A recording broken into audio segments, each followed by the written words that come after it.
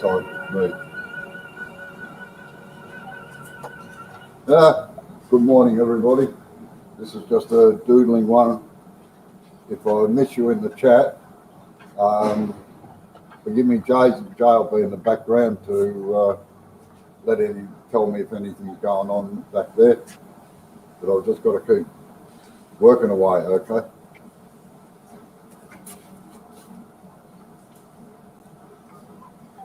Sounds like a plan.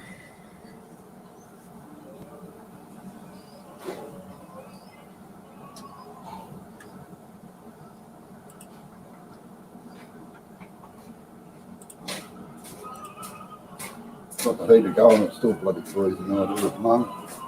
Take a while to warm up today. Got your heater going? Yep. How you going, Shay?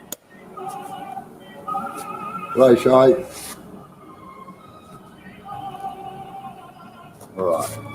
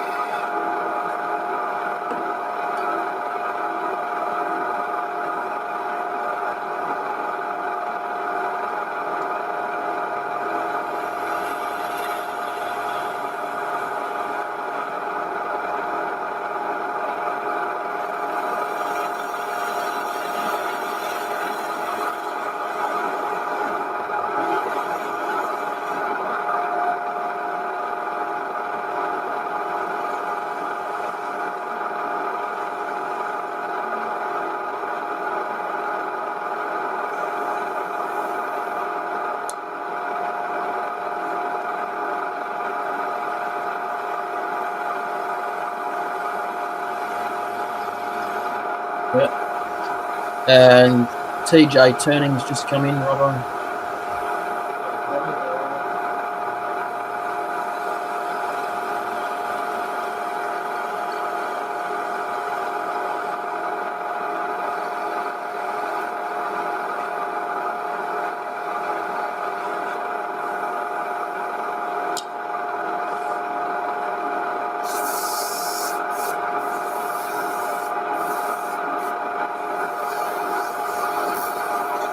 Robbo won't be paying much attention to the chat because he's got a job to do.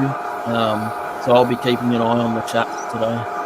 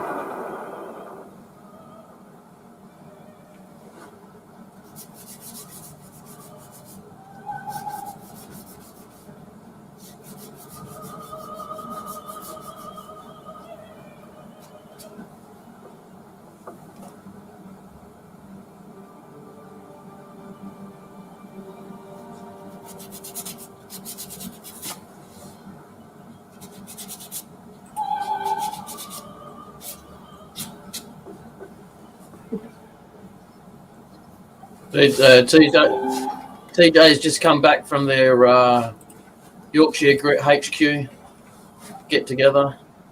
Just thought he'd pop in and say hello on his way to bed. Yeah, I was watching. I checked out little videos on the. I'm doing that big ball.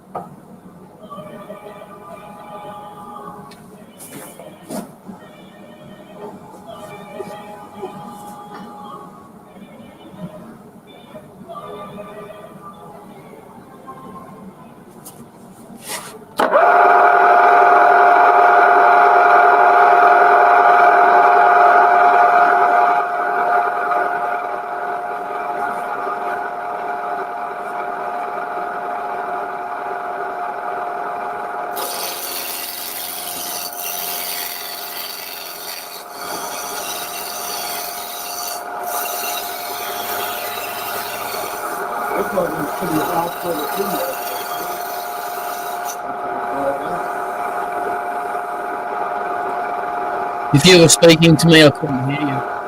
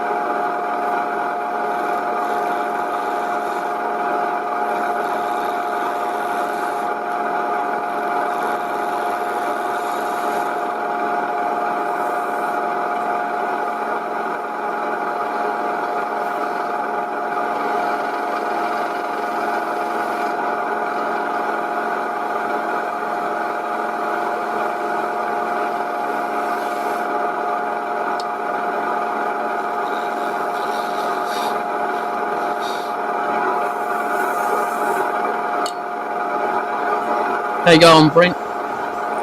Robbo's busy at the moment.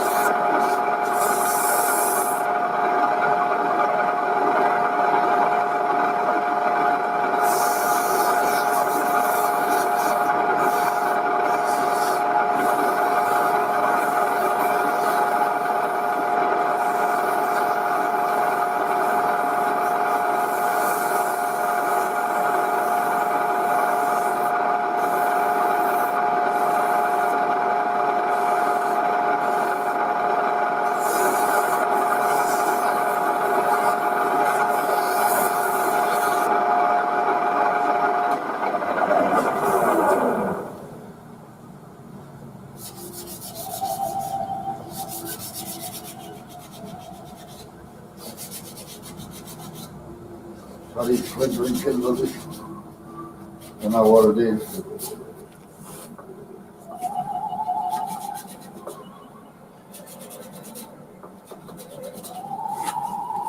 What was that? Sorry.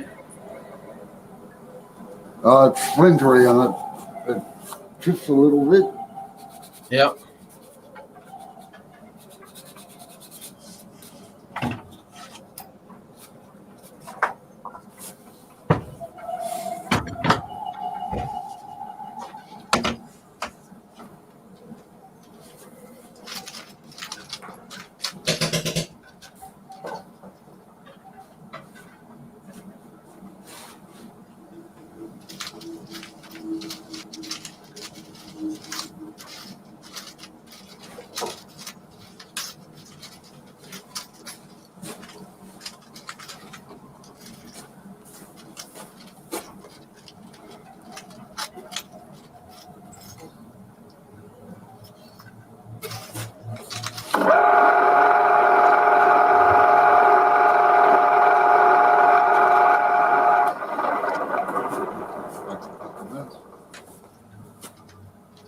G'day, Brent, Dara.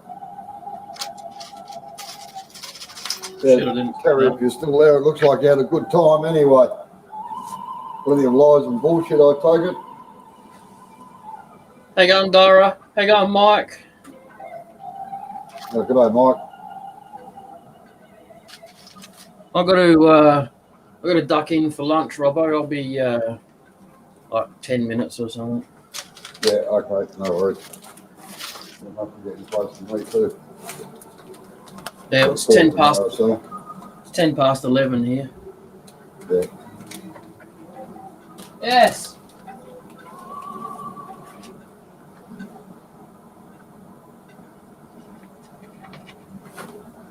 Oh, I couldn't imagine that, Terry. No, surely not.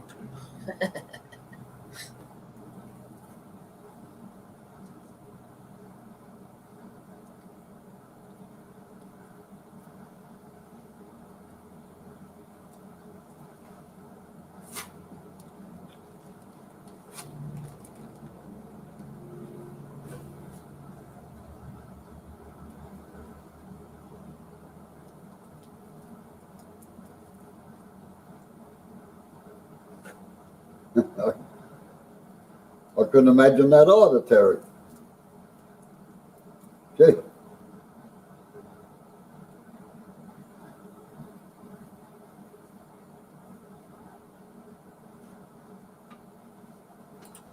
Is it cold though? It's got to be cold. I know. Well, I don't know, but I've been told that they drink it warm, so. Yeah. Come over here, I'll learn how to drink a cold beer pretty quick. I don't drink any of it, so it doesn't worry me. They can have it however they like. The only thing is that I was going to say that, gee, Terry, they must have had to dig a hole for the lathe for you to work on it. And Brian must have been having a nervous breakdown with the shavings on the floor.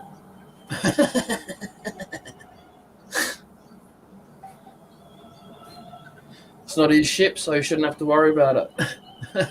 Yeah. Yeah, all right, I'll duck inside and I'm going to go on my tablet after this for, I don't know, yeah. half an hour or something, and then I'll come back out on the computer out in the shed. So. Yeah, Sid. G'day, Sid. How are you? All right. How are you? All right. How you going, Sid? You done 200 donks yet, have you?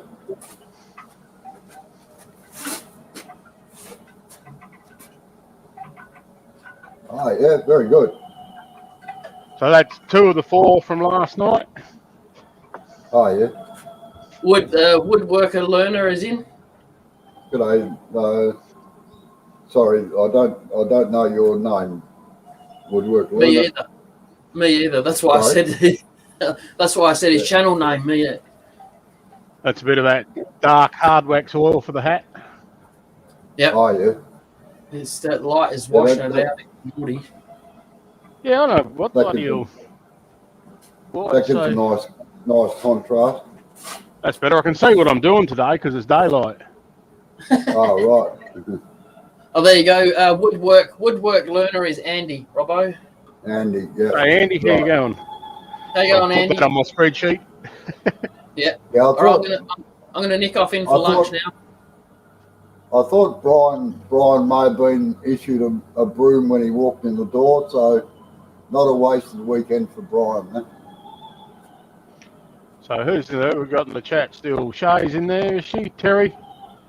Brent? Oh, bloody Jay's in there, or he was. He's gone again now. Dara, how you going? Mike?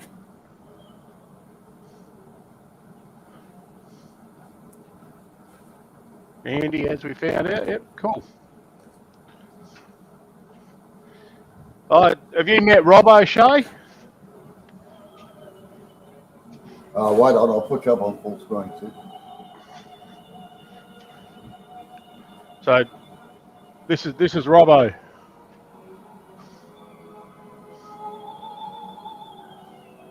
Hey Neil, how are you? Meet Robbo. Okay, Neil.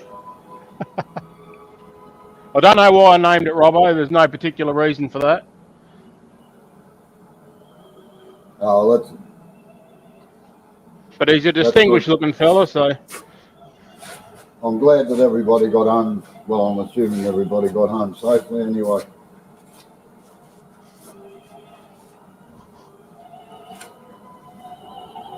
And Shay said that's amazing. It's the name that does it on that one, though.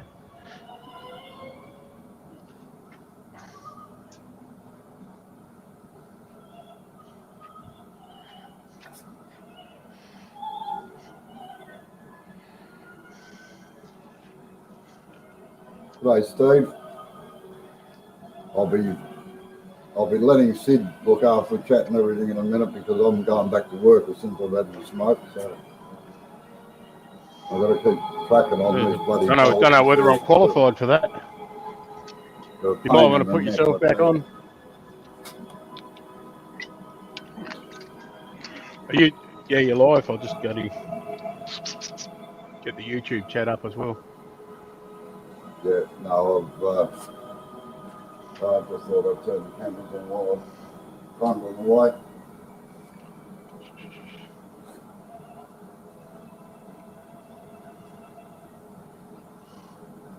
Neil's got a question for you, Sid.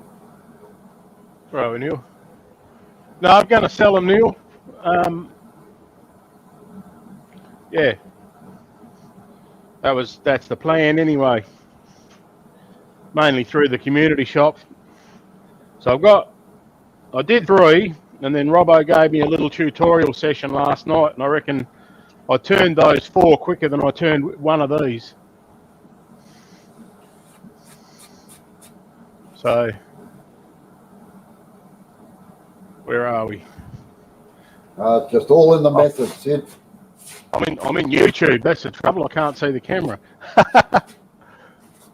So that's George, and that's Larry,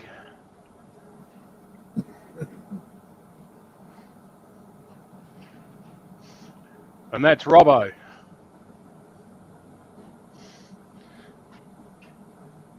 Actually, they can sit up here and watch me. And then somebody commented on the Wood Turning International page about Larry and wanted to know where his brother Daryl and his other brother Daryl were. So here's Larry's brother Daryl and his other brother Daryl. Well, what about Larry, Curly, and Mo? What about what? Sorry? You need a Larry and Curly and Mo. The Three Stooges, yeah. Yeah.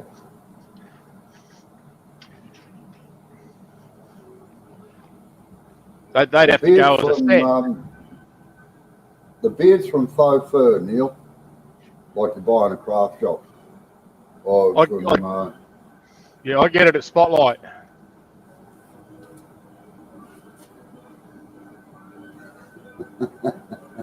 That's a bit personal, Mike.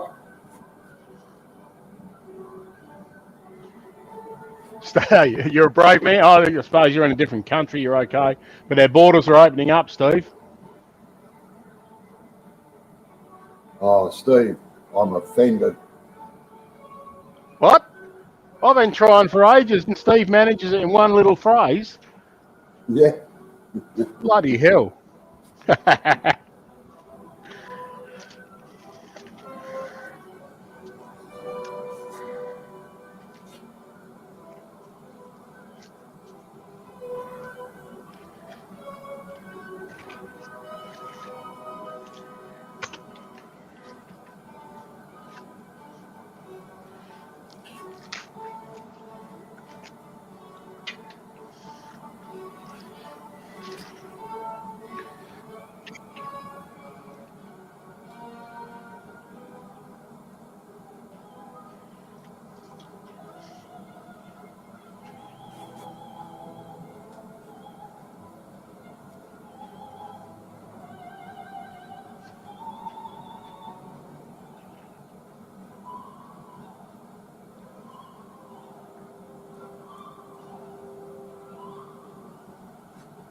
He's even Terry's getting in on the accent.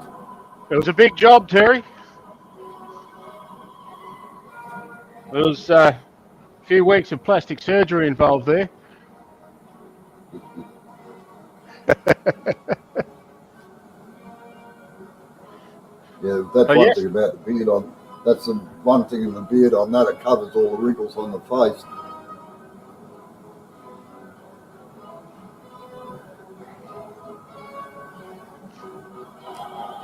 Geez, what's this steam business, Andy? What's that stuff? I got a water wheel out the back, mate.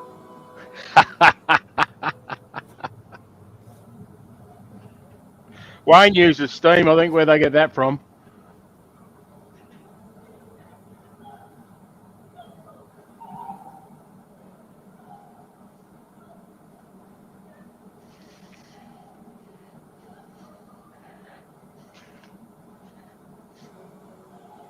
Becoming Lara Croft, are you, Shay?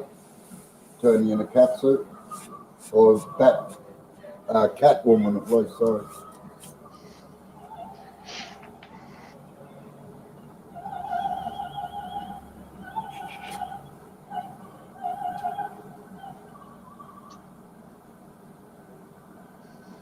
Yeah, you're right, Terry. Mark did turn in a 222.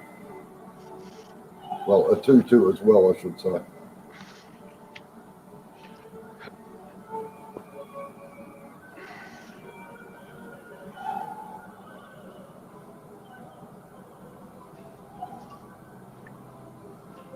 Yeah, pick one at that, yeah. Well, I've gauged him twice now.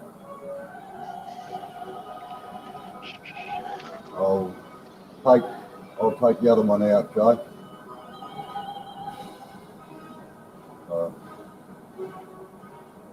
Right. Hey, Jay, you're back again.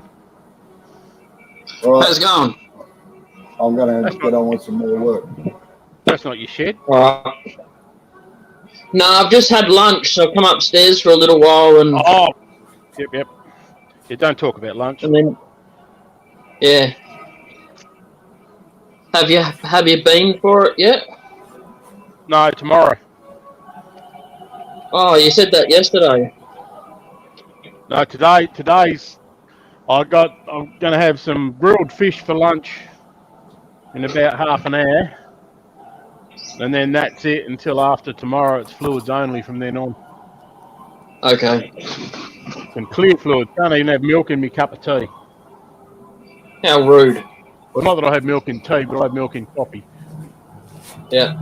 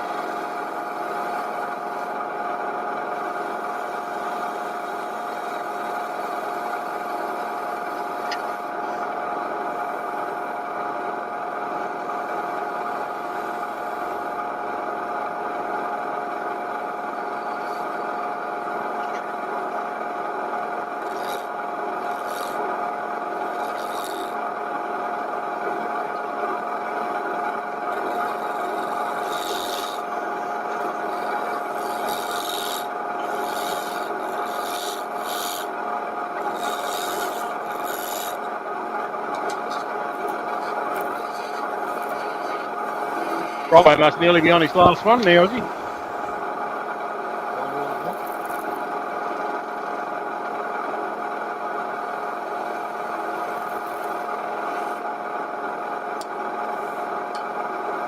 I'd say he's got about 15 to do. But he doesn't want to count anymore, so Fair enough. next time he moves, have a look how many pieces of wood are left at the end of the load.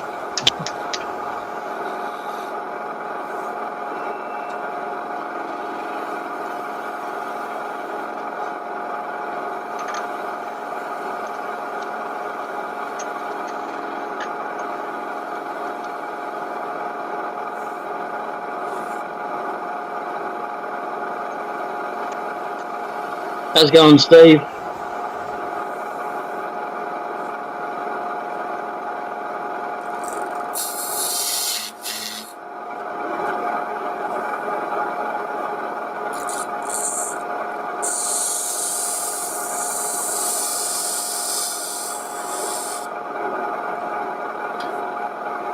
Actually, Andy, you're wrong. We're pretty sure that Robbo's marginally older than Wayne. We suspect that Robbo and Wayne together were what caused the Big Bang.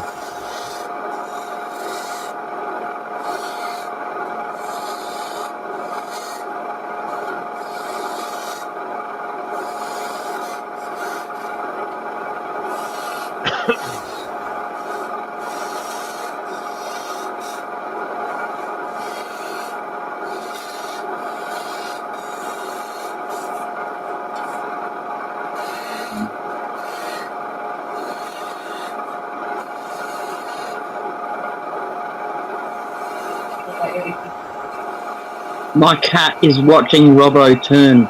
Every time he moves the tool, he moves his head with it. Cool.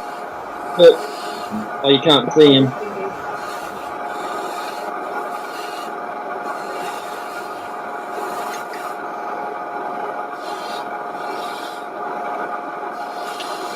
No, you're watching.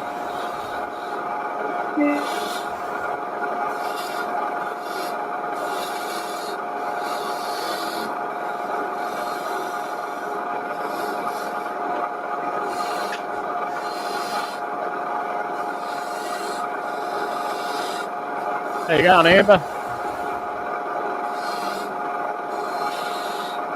I reckon that's what happened, Terry.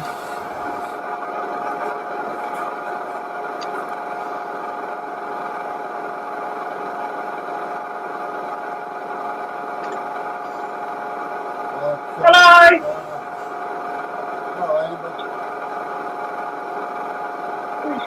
Hi, Robbo. You're very, very quiet.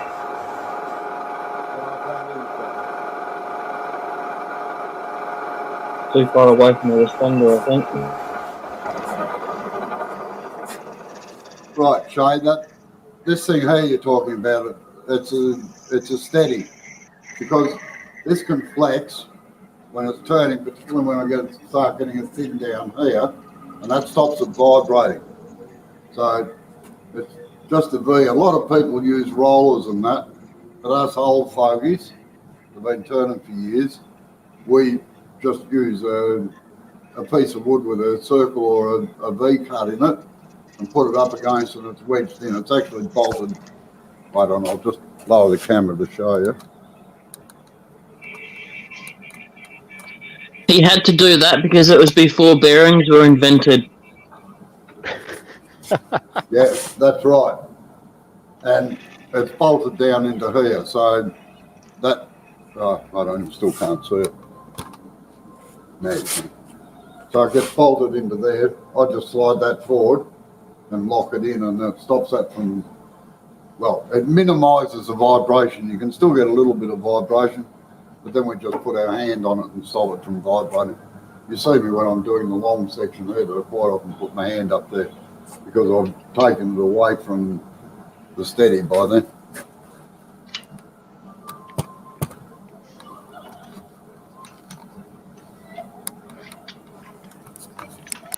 Hi, Steve. Hey, Amber.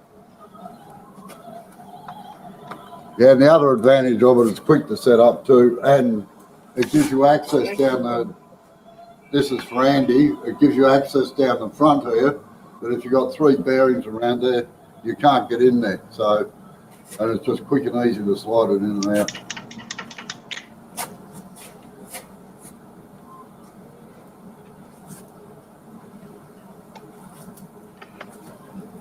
Nice one, Mike. Mike says, before trees, Robbo made them out of rock. Yeah.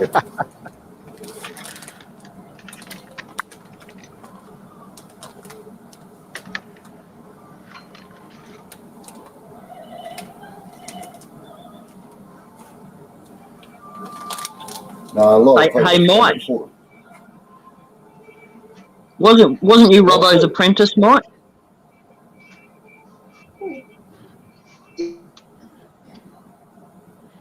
A lot of people spend a fortune on making steady rests and everything, and there's no need to really. Not for spindle work anyway, not for real turning. Different if you're doing bowls and you want to.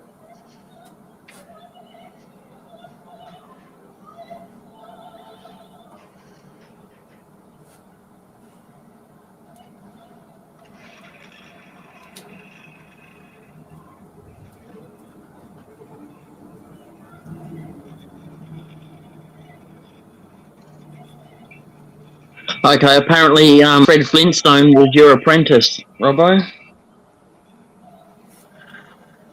I heard that. I taught him everything I knew. Who the hell do you think made his wheels? Who do you think made his wheels for his buggy? Hmm.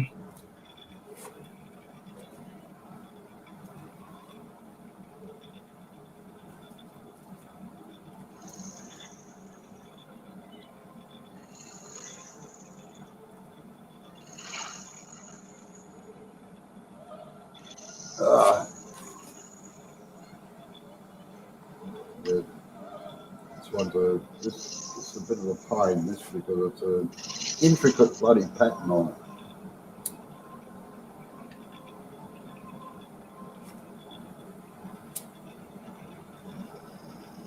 All right.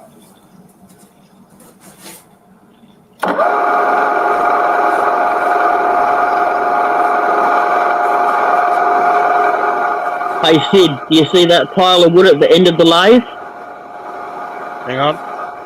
Yeah. That's what he's got to do. Okay.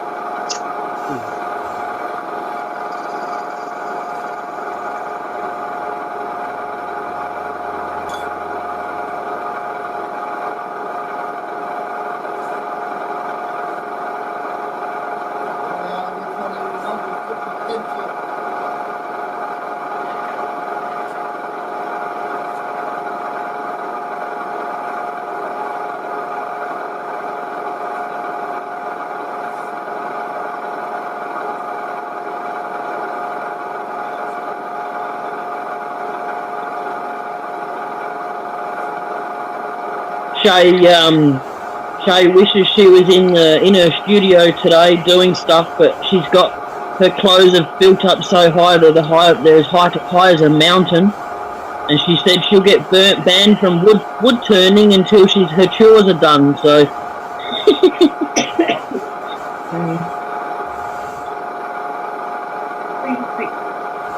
Who's going to ban her?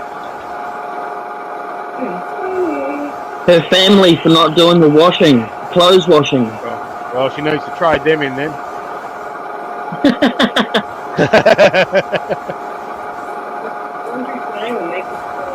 Laundry today or naked tomorrow.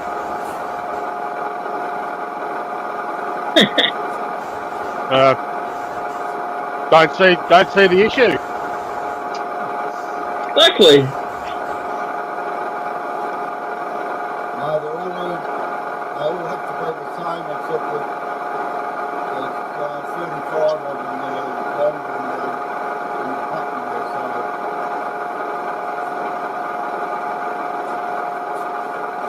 You're really hard to hear when the lathe's on, Robbo. I reckon you may not be on the mic on your headset, Robbo. Yeah, I reckon it's on one of your cameras or something at the moment.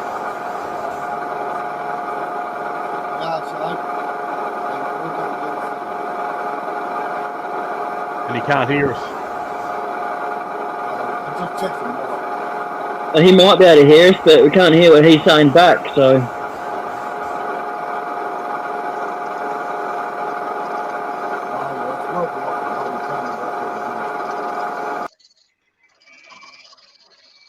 That better? Yeah, it doesn't sound like you're on your headset though, Robbo, because that No, should I make am. a difference.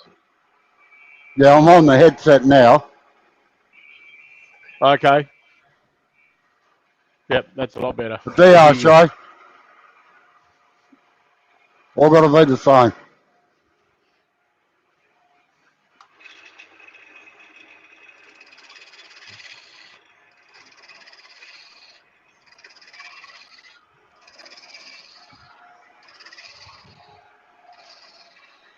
Sid, are you turning? Yeah. Okay, that'll explain why I can hear someone turning, but tools aren't on Robbo's tool rest.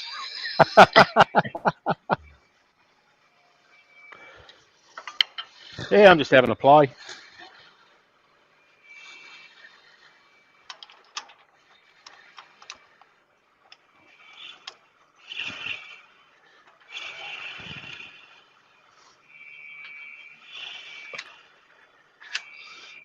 Shay, they're going to be stair ballasts.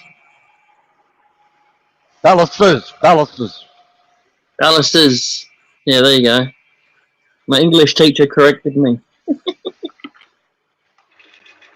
This is called a baluster, and when they're all together, it's called balustrading.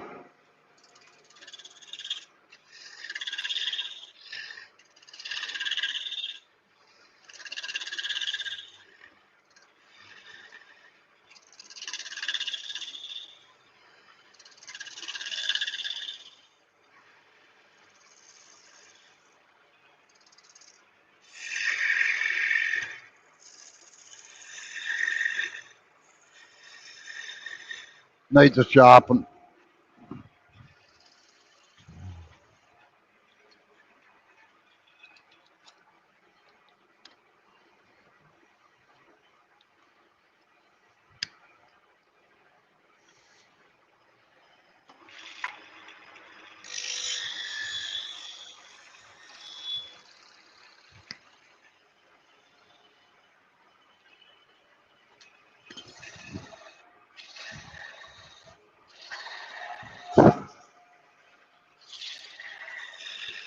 Ah, that's better.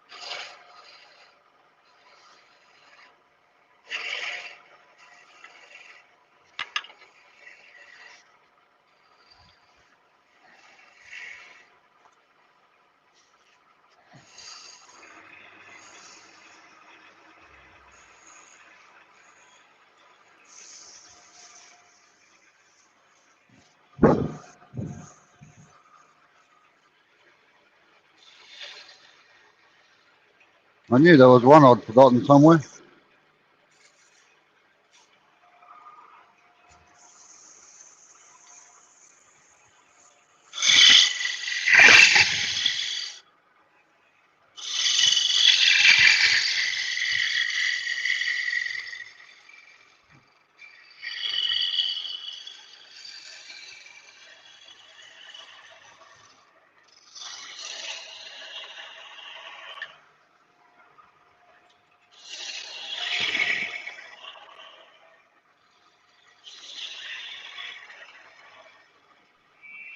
All right, catch you later, Mike. Thanks for coming in. Yeah, see you later, Mike. See you, Mike. I was having Miga ring noodles, Dara. Miga ring noodles with a bit of goat's cheese and a raw egg on top.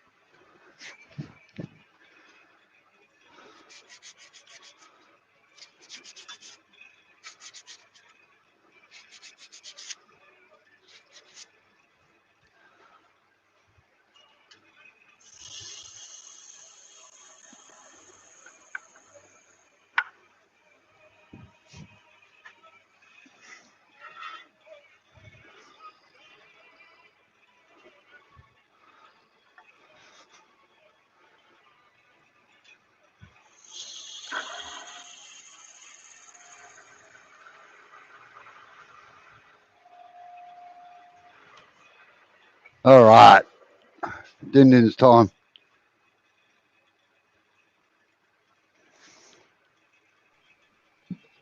All right. Hold on. Is Sid turning? Yeah, wait on. I'm just reading back through the thing.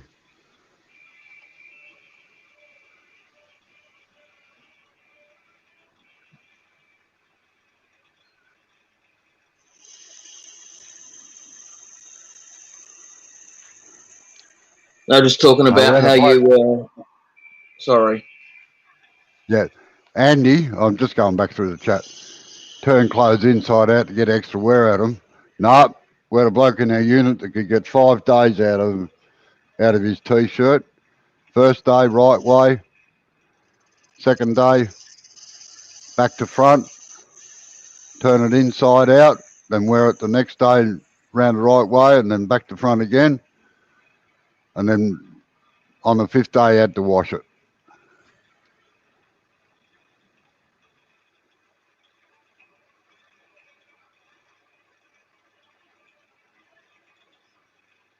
Yeah, that's the secret, Andy, is just practice, that's all.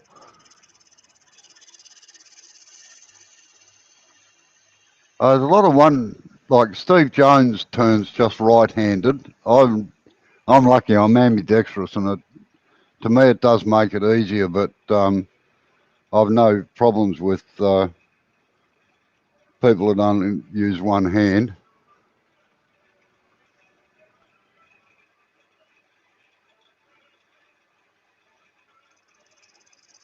Yeah, Andy, you're dead right. They don't. A lot of them, unless you pay $150,000 or $200,000 for a good machine, you can't get the nice crisp edges on them. You spend more time sanding on a cheap one than you do actually turning them. Three more.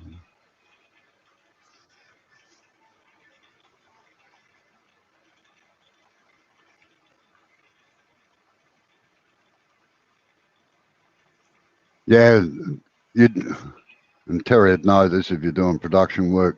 You do. You just switch off and you just go for it. And yeah, I've got a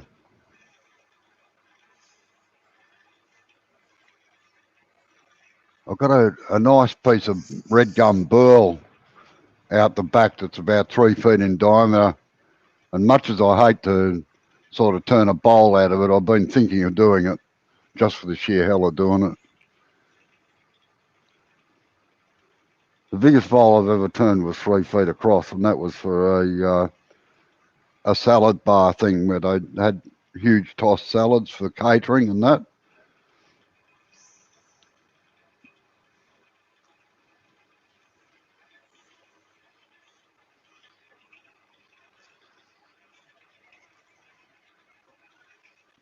As I said before, Terry, the timber in that bowl looked exceptionally hard for some reason.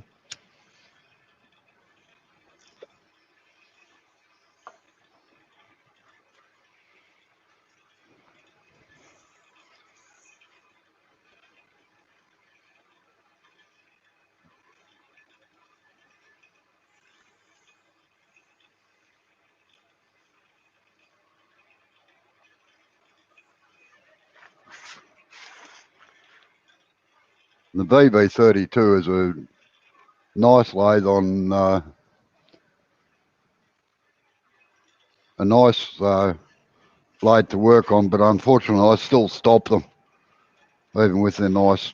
The one thing I do like about the VB is that it has great adjustment, micro adjustment virtually on the speed control. A lot of speed controllers are slow to react, and when you turn them, it's easy enough to turn them too far. But the VB, I think it's something like 8 or 10 turns to get it up to full speed. So you've got a micro adjustment on it. It's really good. No, like I said to you the other day, Shay, you don't need many tools. Like, look, to do this job, all I use is those three. Robbo, Yeah. I'm going to leave this one and go back out to the shed and join from there, all right? Oh, well, you're still on in the shed, actually. So I've only just got to bring it up. Okay, then. All right, I'll leave this one. All right.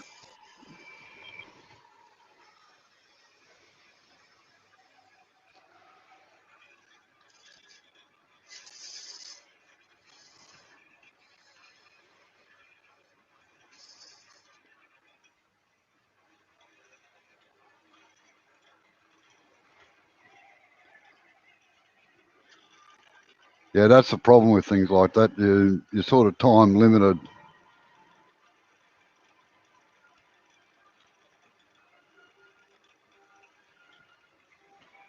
Yeah, that one's probably this roughing gouge. I'd say it's probably getting close to 20 years old. But I generally wear them out in a couple of years. The roughing gouges. Just this one's an old one. That's all. And as you can see, where am I? It broke the tang here, so I just welded on a shaft and put it back into a normal handle. So.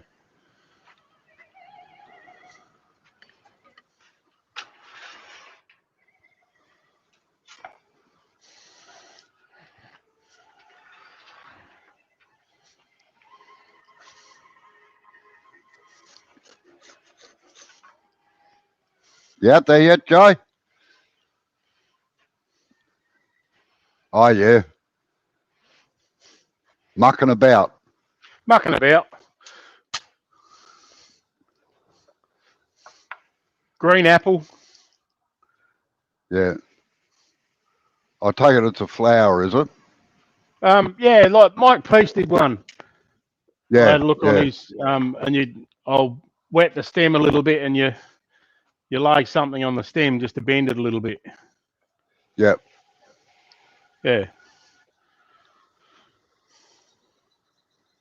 I probably could have tried to go a little bit thinner. That's about probably 3 mil. Yeah. Okay, good.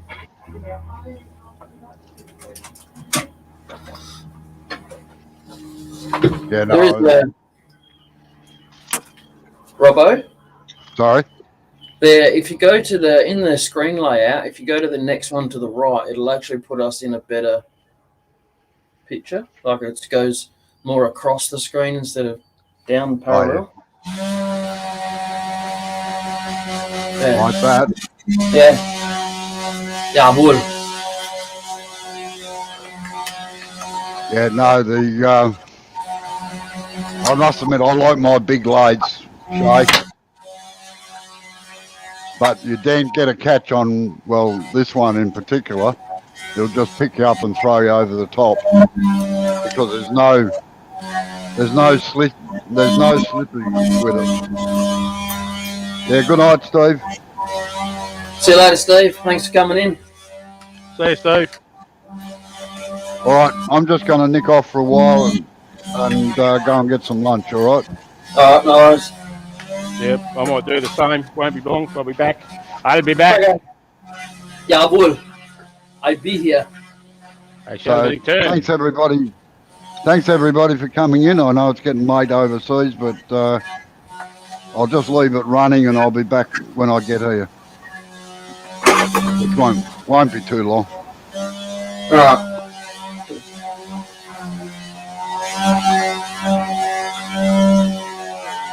See you later, Terry. Thanks for coming in. I'm glad you had a good weekend. See you, Terry. See you, Terry. Take it easy.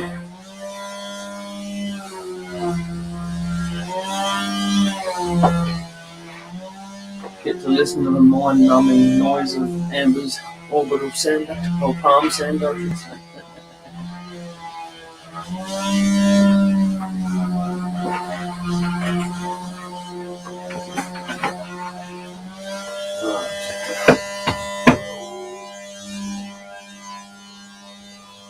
All right, Andy, thanks for coming in. Take it easy.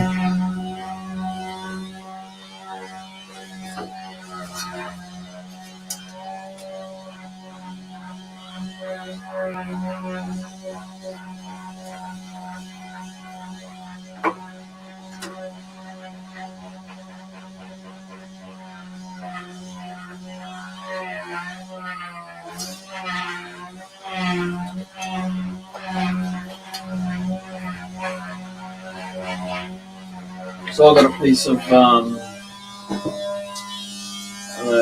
she oak. Piece of she oak here. We got that from Sid when he bought my lathe. I had to take out the section of the lathe that that comes out. This bit here, had to take that out because the piece was too big, so that's the only bonus. I mean, not the only bonus, sorry, of this lathe, but that's an added bonus. Having that extra room, I got 150 with it on, and 220, something like that, roundabouts.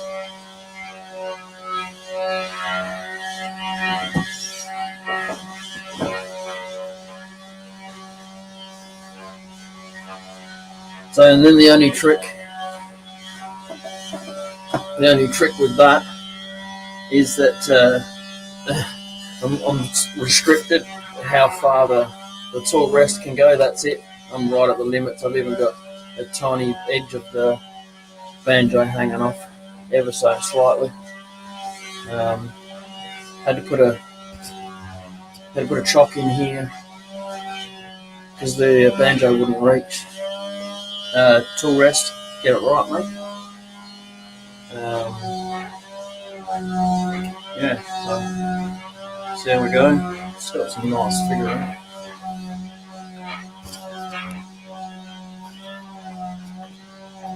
And I apologise in advance to anyone with headphones if my compressor kicks in. I'll stop what I'm doing and reach for the mute button as quickly as possible. It gets quite loud. So it's just right behind me right here. My shed is only like, look, there's the back of my shed from there, see? So it's not very wide. It's just outside that wall right there. That's good.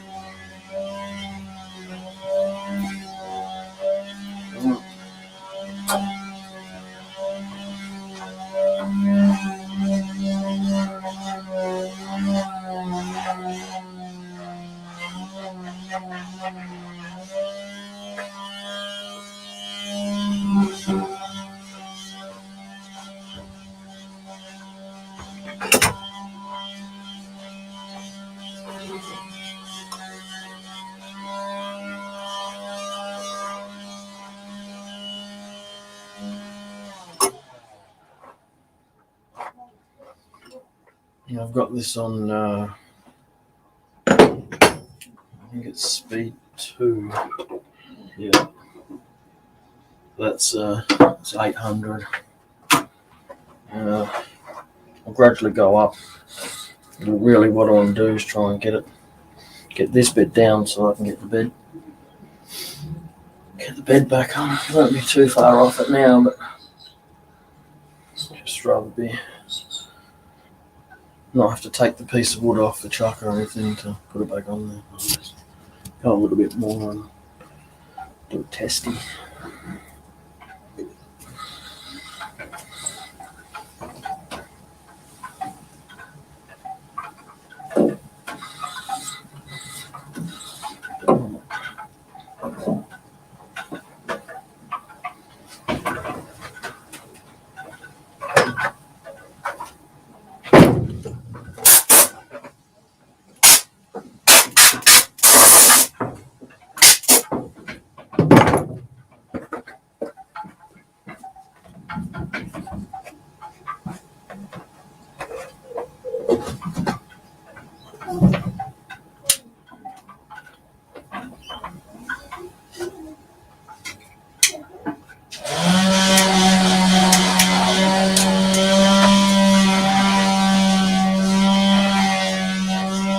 Alright, Dara, take it easy. Thanks for coming in.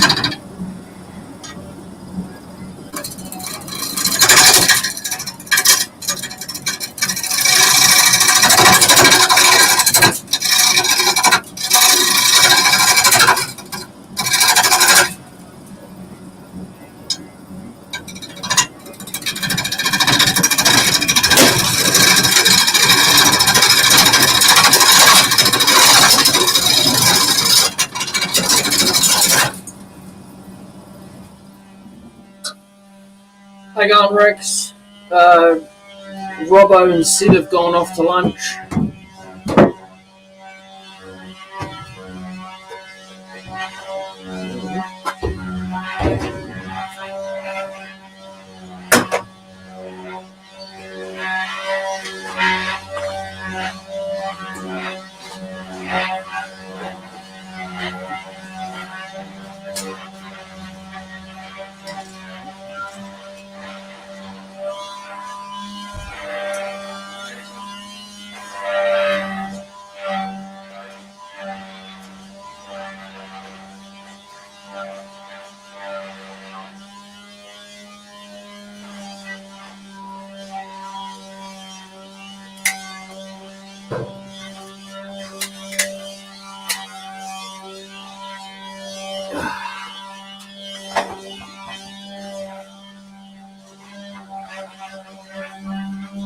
Alright, thanks for coming in, Brent. Brent, take it easy.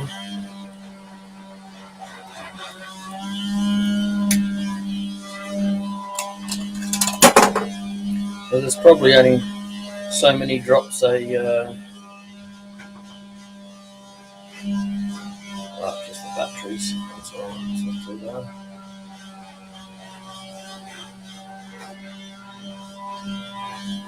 Probably only so many drops a mouse is going to be able to take before it's wrecked, but this one decided to fall on the ground and now I'm doing stuff I don't know how to do.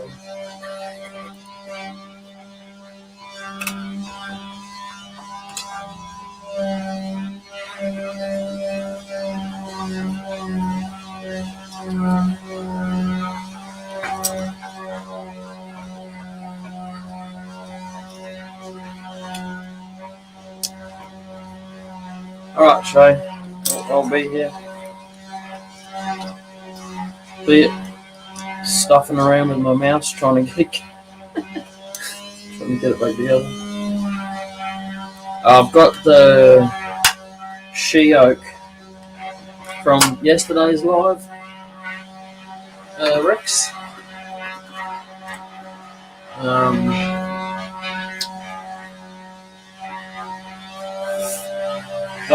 I've only just really started. I got back into it the last couple of minutes, but now my mouse has decided to stop working. That's interesting, isn't it? Damn. It's not cool, man. Oh, that's Amber.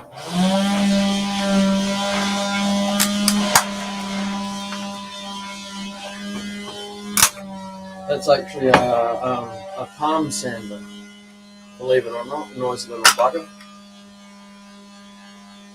Noisy little SOB.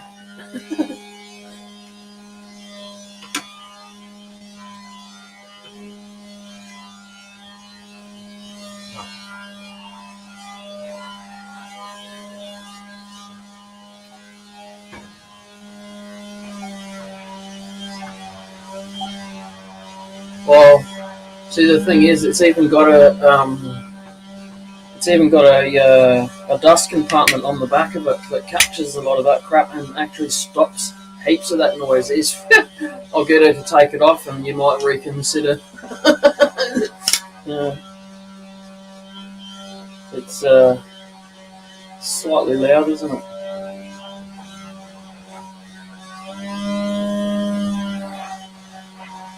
Oh, you're talking about me, aren't you? Sorry, I read that wrong. Because I'm preoccupied trying to fix this friggin' thing. Yeah, like I've got the bed to put back in it here, down here. So that's what I was turning the lathe off to try and do. Try and put it back in so that I can slide the tailstock down further than here.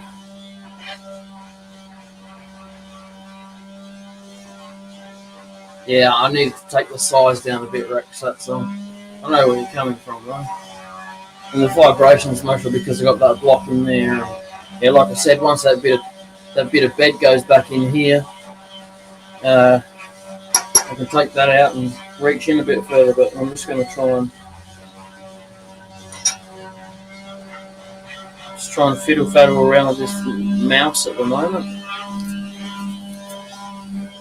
Oh, it took me 10 years to go and find another one, so I'm probably just better just trying to fix this one.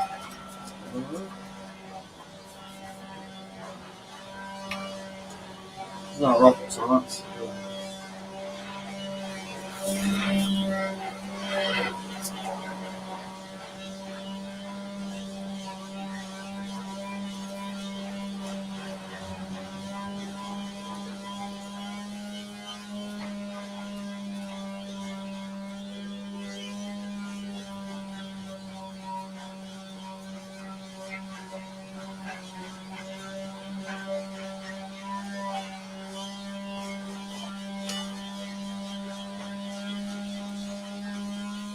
That still didn't fix it.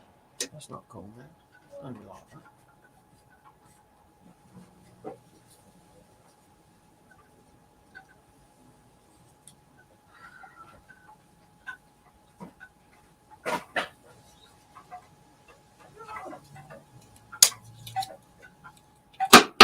Oh, look at that.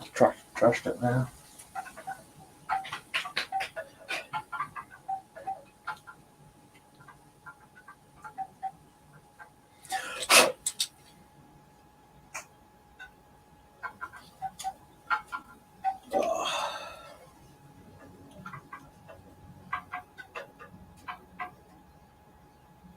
Hell no.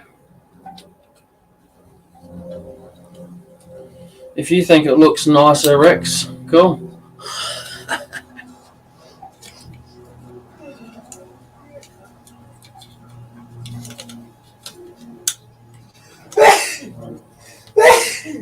Gesundheit. No, he's got a Carbotech. I think it's Carbotech because it's the same color blue as the Carbotech one that I had. So,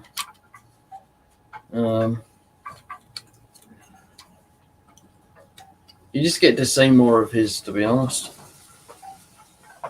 It's just the way I've got my cameras set up.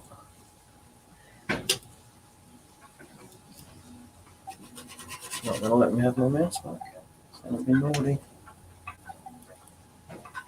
Oh, that. Yeah, okay, yeah, right. The left button works.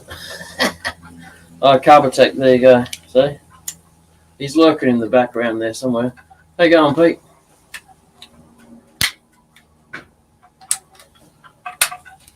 Robbo and Sid are having lunch at the moment.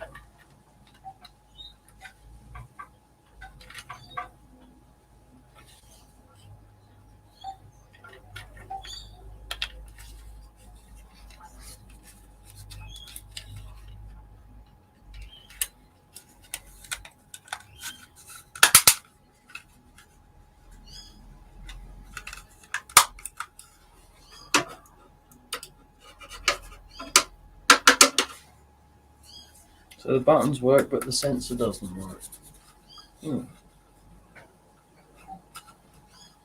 Interesting.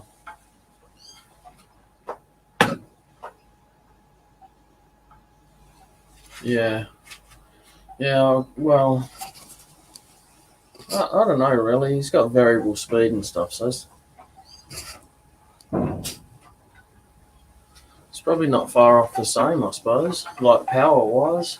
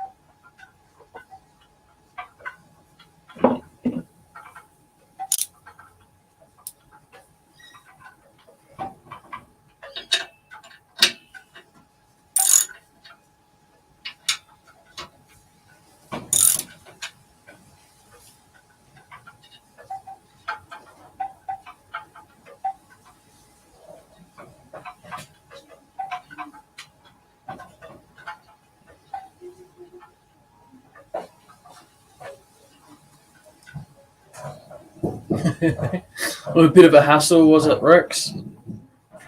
By the sounds of that. Yeah, you know that other lathe that I was using, Rex, before I got this one. That's the same as Sid's.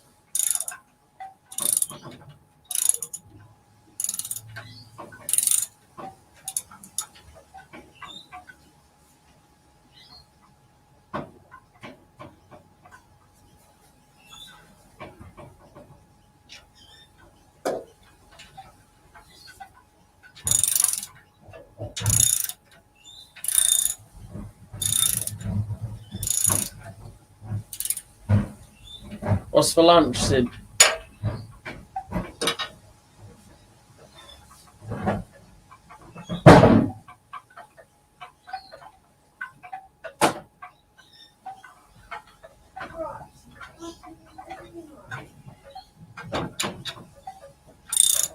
This lathe originally, Rex, was made for production turning.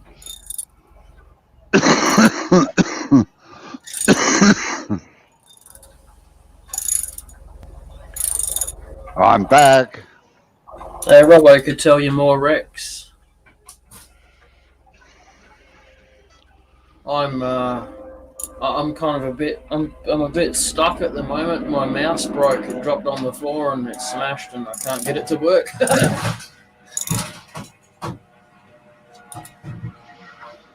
Yes, Rex, that lathe used to be mine.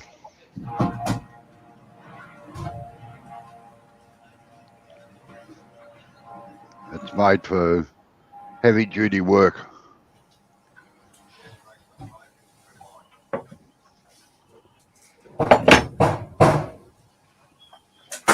What are you doing? Can the noise not be when I'm live, please? Shit.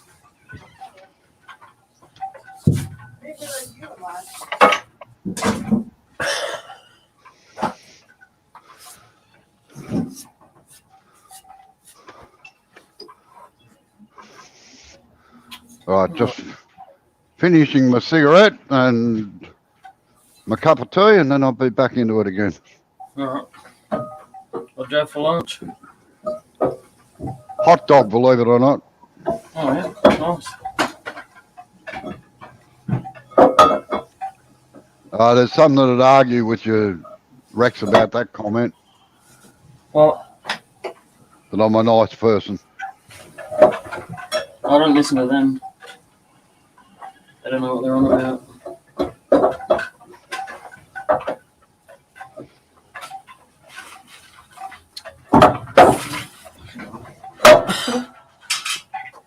I can't even mute it. All right.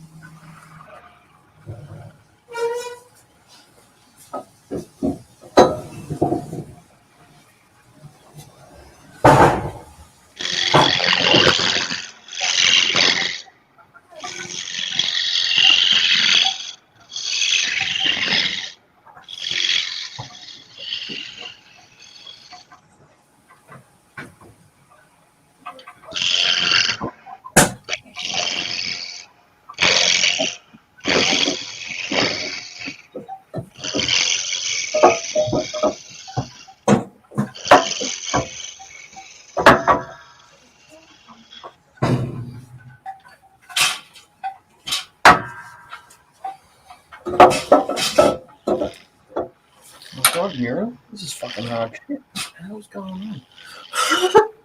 Can't work this one out. So, Robbo, Hey?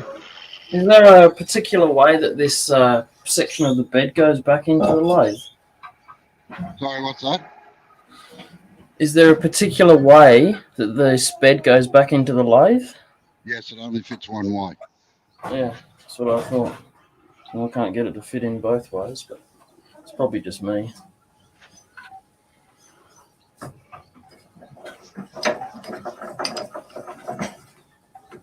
No, it's not a 4x2. It's 2x2. They're square, and they're being made into these. They're balusters for staircase work.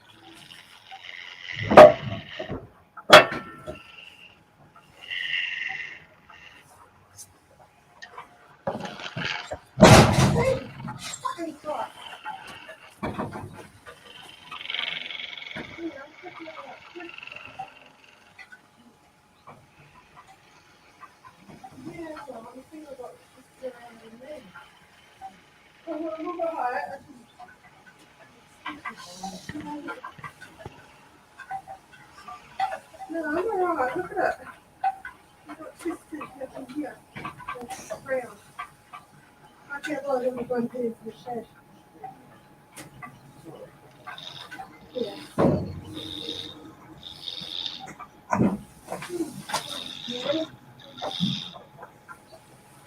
I can't cook dinner because my fingers gone. Alright.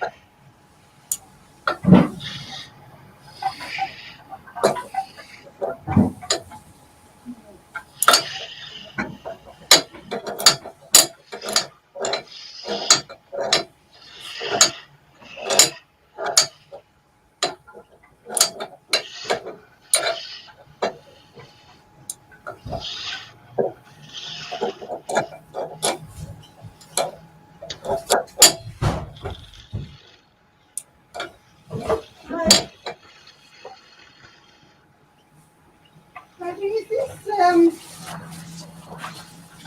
paper bark? This paper bark photograph or yeah. I'm not going to use it. I thought I might get the next one.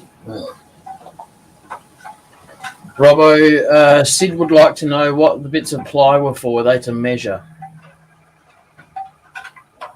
Oh, Right, wait on, I'll show you.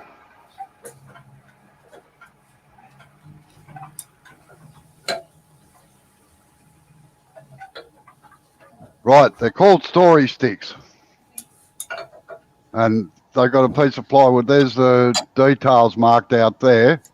And then it's got nails in here so that when you put it into a certain place there again, I put it against this shoulder here that I've turned. And then you just put it in, always angle it down like that. And then you lift it up into it. And it puts marks on the timber so that you can see where to do it. Another way of doing it is just put a pencil down in through those lines there. Now, normally on a job like this, I'd only have one that did the whole thing through here like this. But there's two different lengths. There's two different lengths in the spindles. So the top and the bottom are the same. The only part that varies is the taper. So what I've done is split them in half so that I get this part done and then the top part done here.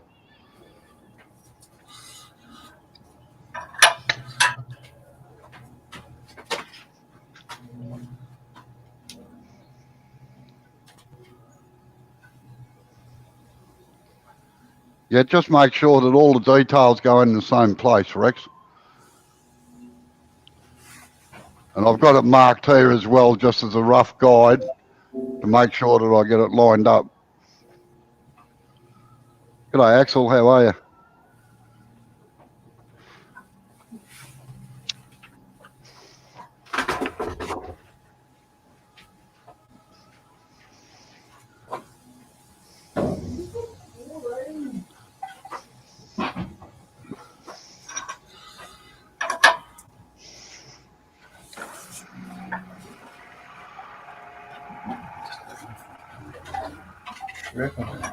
I just got to go and sharpen a couple of chisels. Yeah. Starting to get blunt.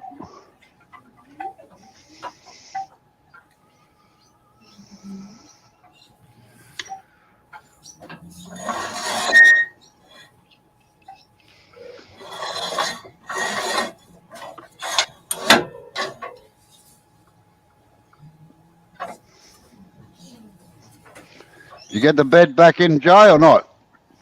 Yeah, just slight dilemma now, that's all. And I'd rather be able to mute it, but I can't even do that at the moment. So I'm just a bit frustrated and annoyed. All right, And, we'll wait on, I'll mute you, all right?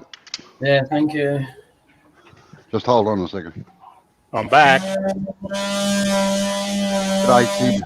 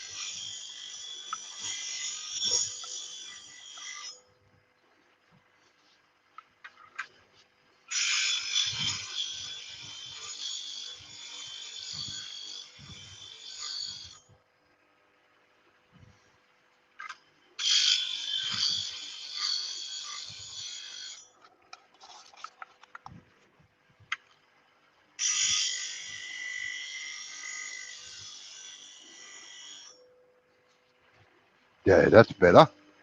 Got an edge back again now. Apparently the edge is very helpful when you're turning, Robbo. Yeah, it helps a lot. Right.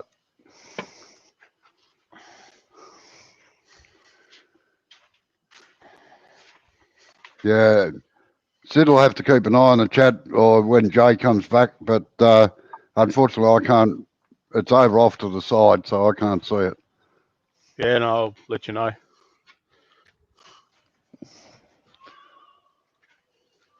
Maybe.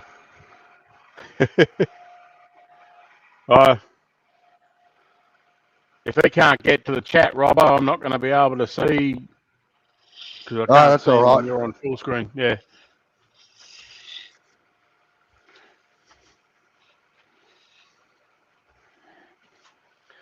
Oh.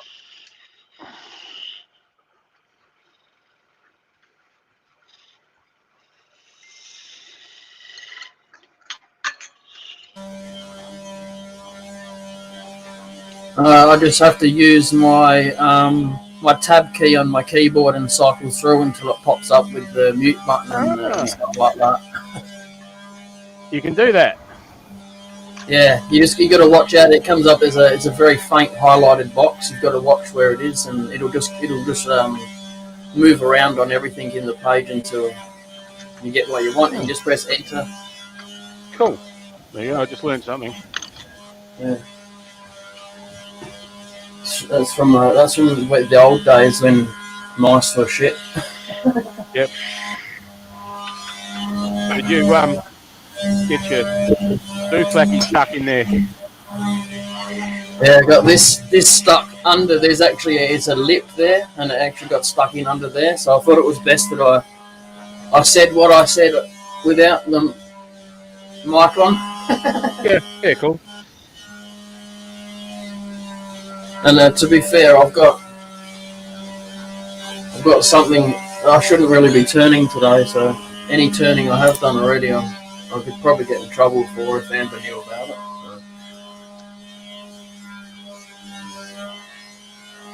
So I don't have, my body doesn't have much luck with vibration, you see. So the next day I'll pay for it. Like when I was start turning this piece of wood yesterday because of the air in between. Oh, righto, yeah. Knocking you around a bit. Yeah, just one particular spot. That's all. It's rather swollen.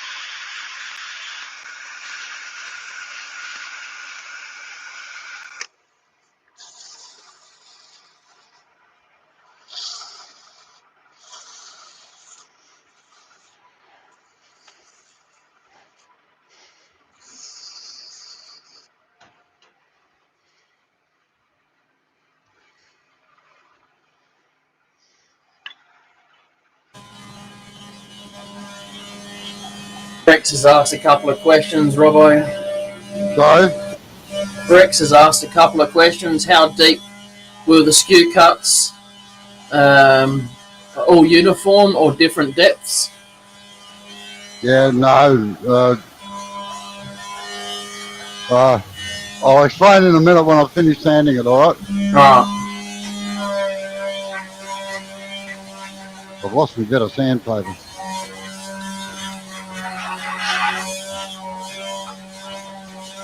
Is it behind the tool rest leg there, or the right one? Sorry? Is it behind the tool rest leg there, the right one there? It looks like there's a bit of paper there or something. No, that's a bit of plastic. Right.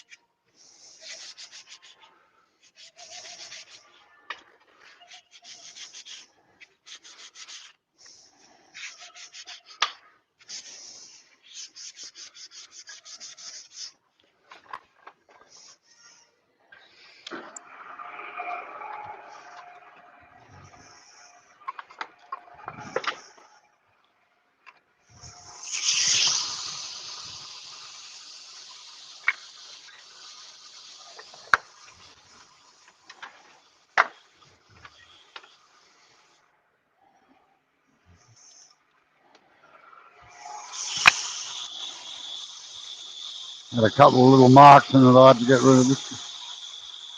This timber's exceptionally splintery and sometimes it just chips out.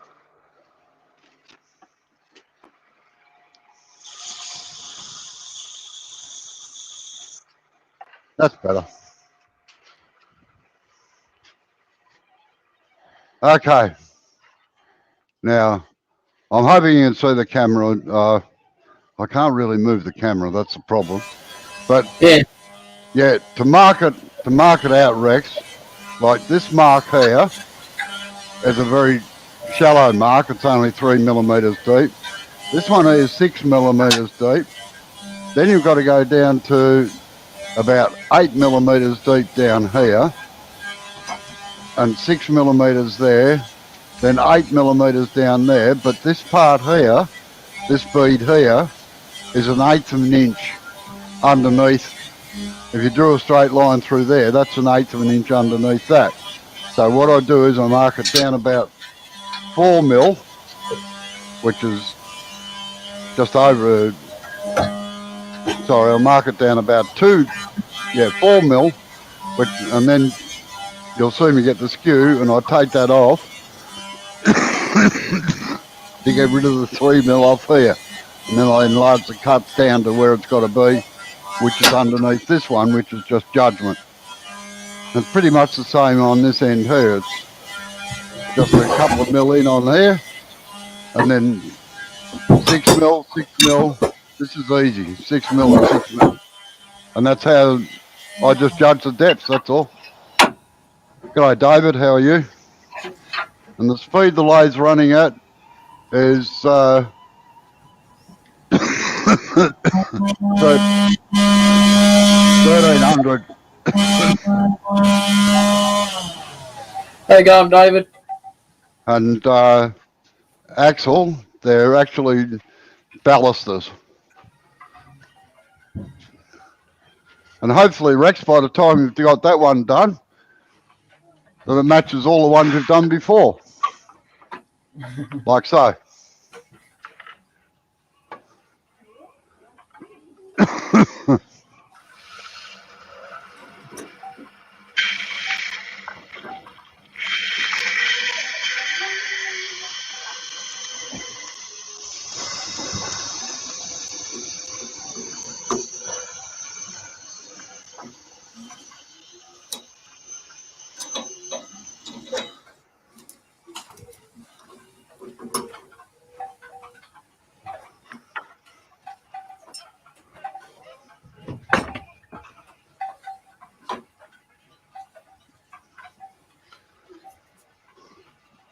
This is one of the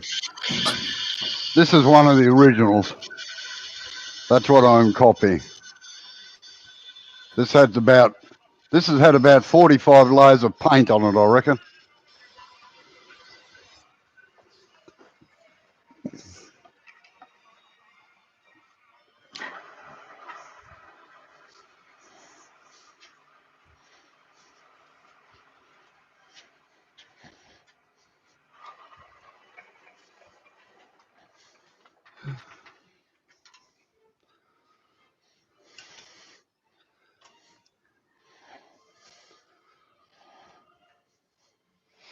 Thanks, Rex.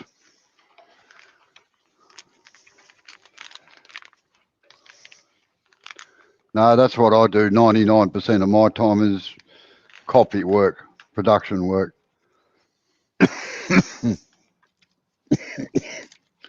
Just having a cigarette at the moment.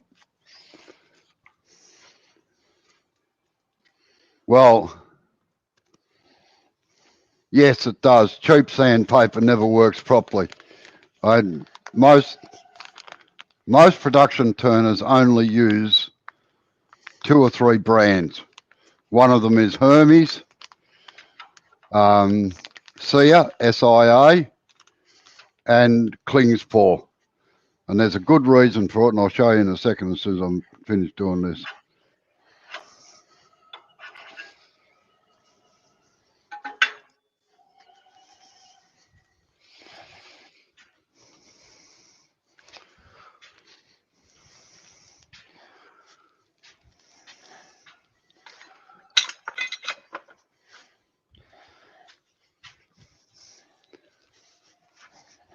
Now, some of the newer sandpapers like Abranet and that are quite good, but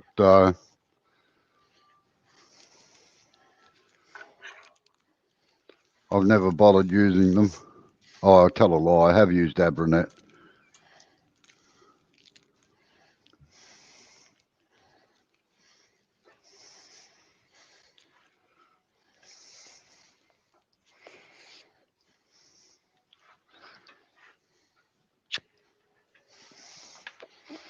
Right, now the reason.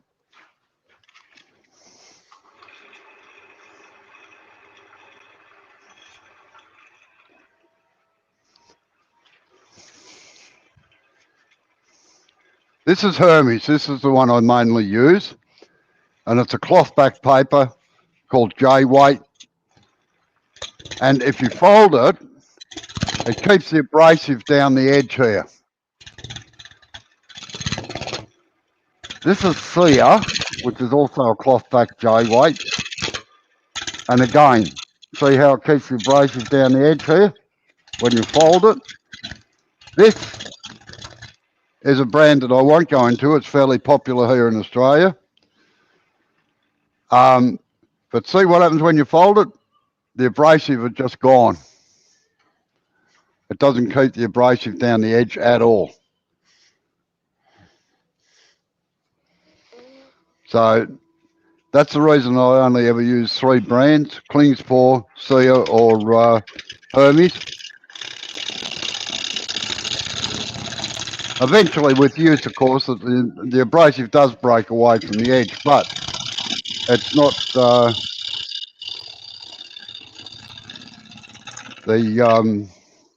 it takes a lot longer than the cheap stuff. The cheap stuff, as soon as you fold it, it breaks away and that's it. Yeah, Klingspor. And the other thing is that if you're buying sandpaper, always buy the same brand for all the grits, because if you swap from 180 in one brand to 180 in another, quite often it's not the same grit feeling or anything like that. And their 180 might be equivalent to 150, or worse still, the reverse happens. So you finish with, you do your sanding first with 120, then you go up to 180, and their 180 might be coarser than what their 150 is. So you always keep to the one brand so that it's all consistent.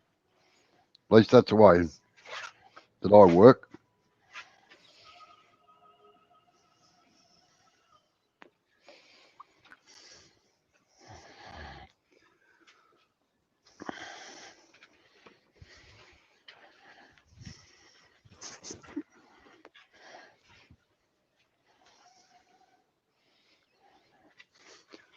All right, I'll get going again in a minute. Got to have a slurp on my cup of tea. Otherwise it'll be stone cold.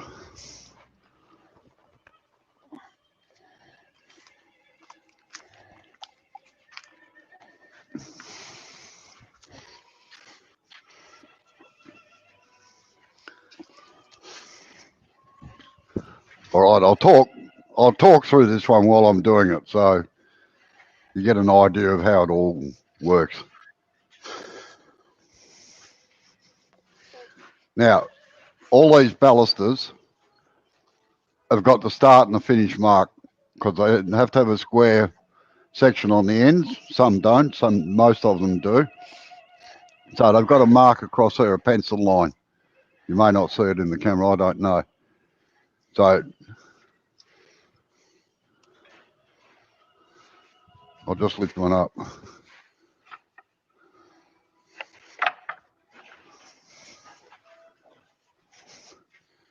That's our guiding line. So we set up 8 or 10 at a time, and then just mark right across whatever the size is. It's 170 mil from that end, and then it's up to this end here, up around there somewhere. That's where the pommel cut goes in. Now these are a bit of a mongrel because they're a straight cut, which I consider to be one of the hardest cuts to do in wood turnies, to get a square shoulder on the corner. I would have much rather have had them rounded down. So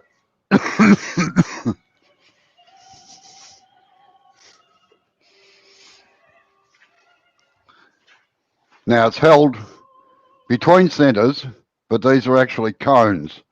They're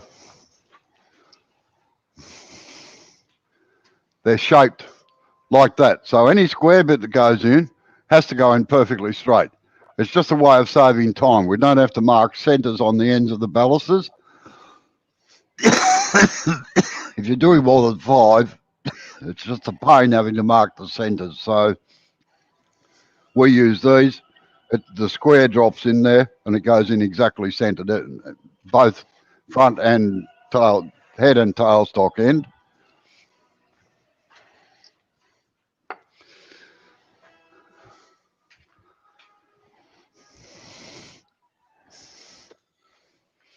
And normally I change them without switching the lathe off, but because of these square corners here, they get a little bit of fluff. Oh, excuse me.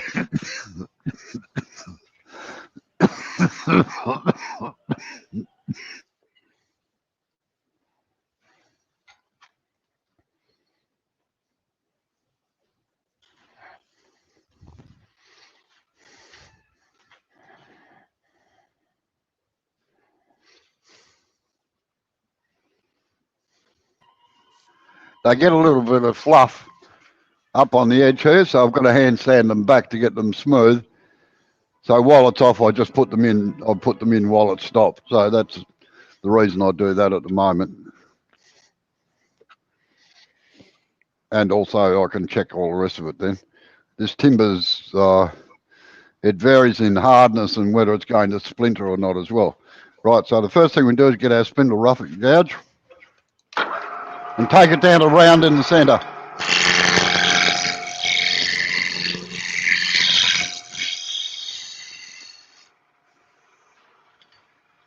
Do a planing cut with a skew tool to give a smooth surface.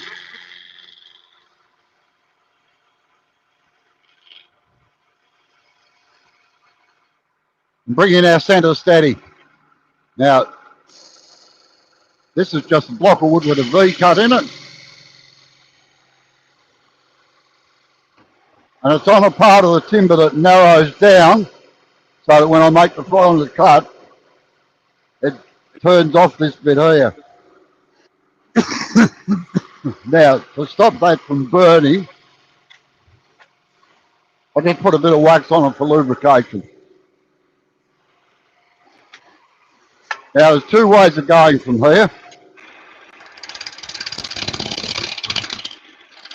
Two ways of going from here, in that you can either rough down to your marks here, or you get your skew chisel and you nick these things here so that you don't break out any grain when you go to cut it.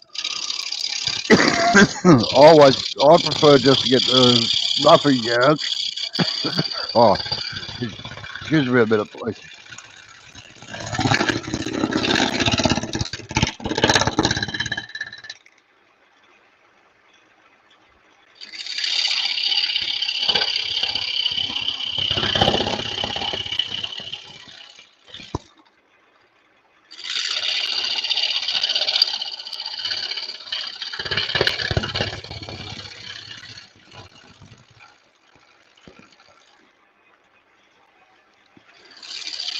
Now, there is, as I said, there's two ways of doing it. I prefer using the spindle roughing gouge and start about a ½ an inch away from the mark and take it all down to round. And then I'll get the skew chisel and form the detail here on the pommel. Do the pommel cut in here after I've roughed it down. As I said, some people, Steve Jones, he nicks these out first and then he roughs down the centre, but it's 6 of one, half a dozen. Which way you go with it, it's just your own preference.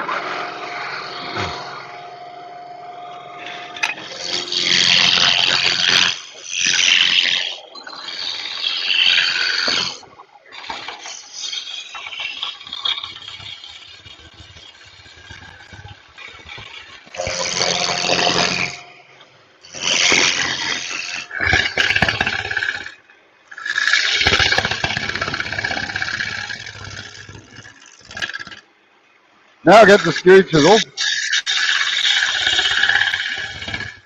Sorry, Sid, I'm gonna have to mute you. I can do it, Robbo, you're right.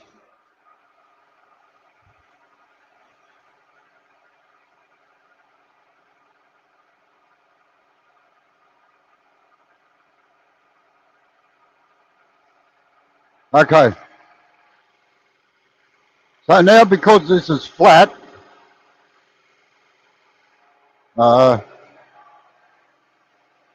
where's it going to? Because these have a straight in pommel like this,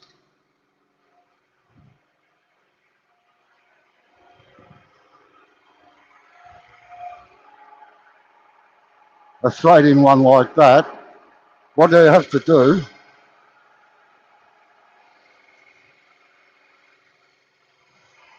is on this end here, you've got to have the left-hand side of the bevel here, facing at right angle straight across.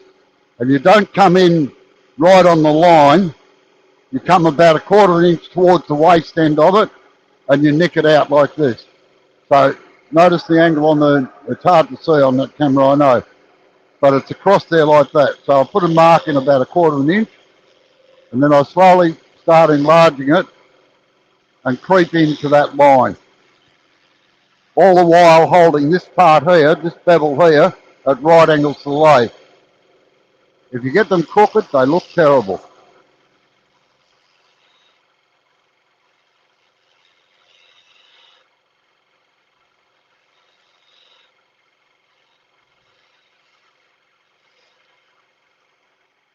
Now you just get it down to round, and then I'll take the waste out of the way with the skew while I've got it in my hand.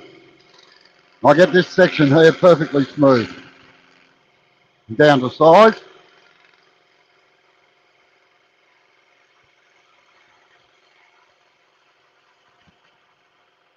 Now you can feel with the chisel whether it's round. It'll do a slight clicking noise.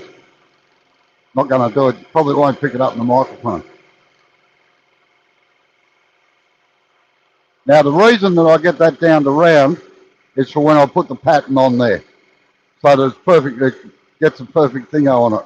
Now this one, you've got to have the right hand bevel facing straight across the lathe. Again, 1/4 inch in from the inside.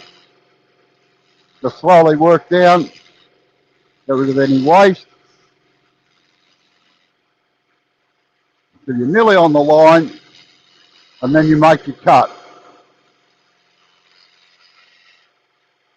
And again, down to round.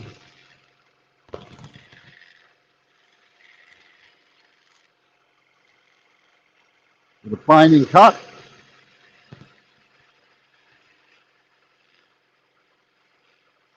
And come into the shoulder. Then you get your patterns, sit it against the shoulder, and ease it in.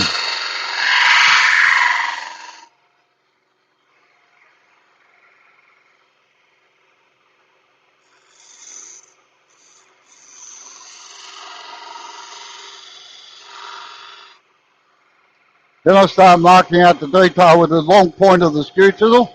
As I said, this one goes in 3 millimeters or 2 to 3 millimeters. This one goes in about 6 millimeters. Just make V cuts.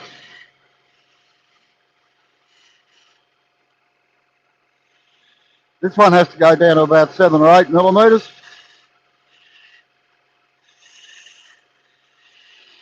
Slightly deeper.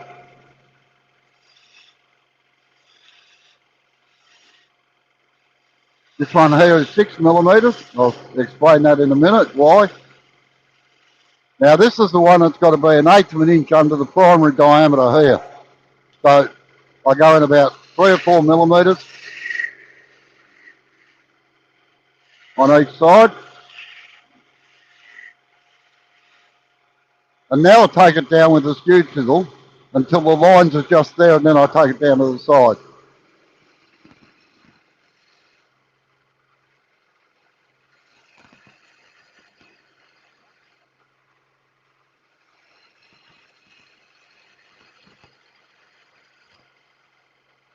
Now I enlarge that down to 6 millimeters.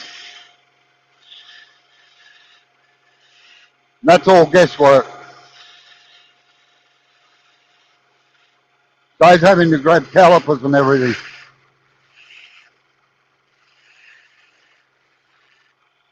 And then just because I'm here, I get rid of the waste out here to get it down to the final size.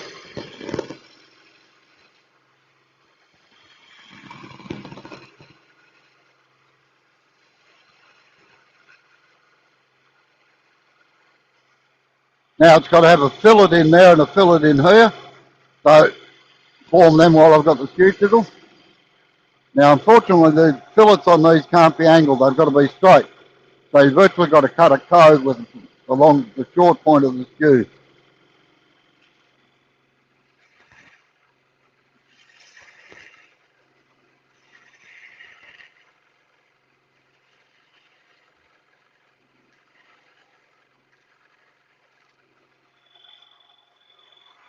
Now we come up to this end, this one's easy. Just about 6 millimeters for everything. Except the last one up against the pommel, that's 3 millimeters.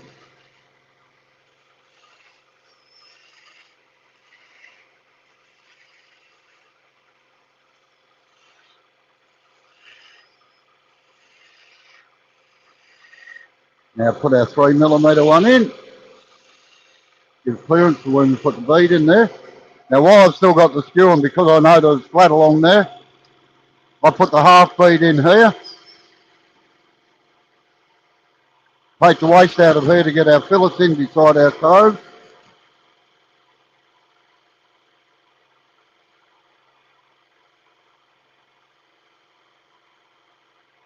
Round off the base of the vase. And again, put our fillets in for our coves in here.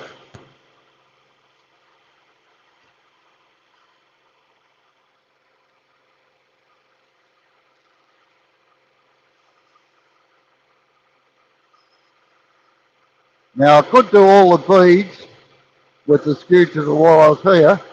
If you can't do the outside of this bead here, because the pommel gets in the way. So you've got to use the spindle gouge on it anyway. So I just tend to use the spindle gouge on all of them.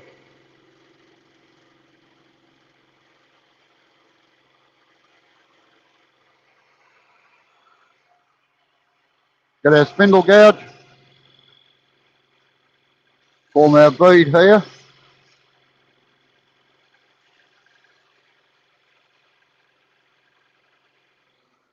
Now I have to put a pencil, well you don't have to, but I'll put a little pencil line in the middle of this.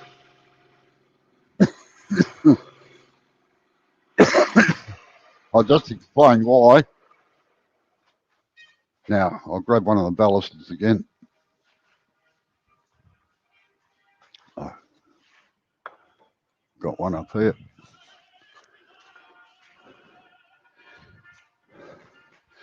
Now, the reason that that one there is 6mm, that fillet there is 6mm and this is 8, because you put a fillet there and you've got to get this down here and that's got to be parallel in there. So in order to get the clearance, you've got to take this one deeper than that one. Now the reason I put a pencil mark in the middle is to make sure that I get this part. There's 2 OGs on this, on each side. One is deeper than the other. The reason I can put the pencil mark in there is so as I know where to start and not encroach on the thing. So I just put a pencil line roughly in the center of that, like I've done here, so that I can just work off my 2 OGs on each side of it.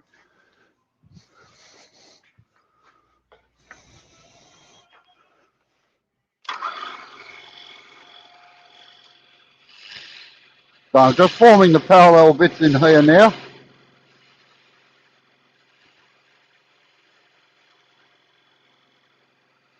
Put my little fillet in here. Form a fillet and the curve. Get that parallel up along there. Take it right up to the edge of that OG there. Now because I can't reasonably get a skew in there, I just use the wing of the tool here. I cut right down in the center and I use it like a skew tool. It's up very high and over and very steep.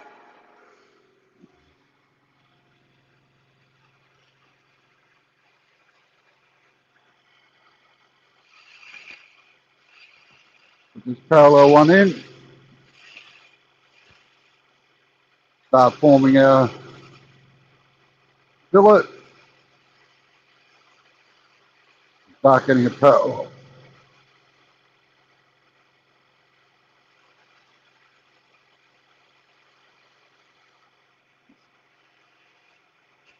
Take it right up to the edge of the bead. Put our 2 OGs in. Now what I do is I make that pencil mark about 1/8 of an inch or 3mm wide. And I just come in on the outside edges of it and form OG over it. I do the cove first. And then on the last one, I just reverse the chisel over and take it down into there.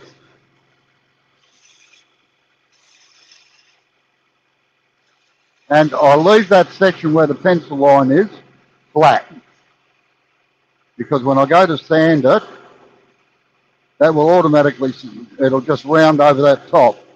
it's just too hard to, well, it's not too hard, but it just takes too much time to use the gouge to get the whole shape down there. It's just quicker and easier to do it with the sandpaper. It's a cheating method, but unfortunately everything I do is against the clock. Form our bead here. Just trim up this edge here so it's nice and tight and neat. Work up to this one. Start putting our cove in here between the two fillets.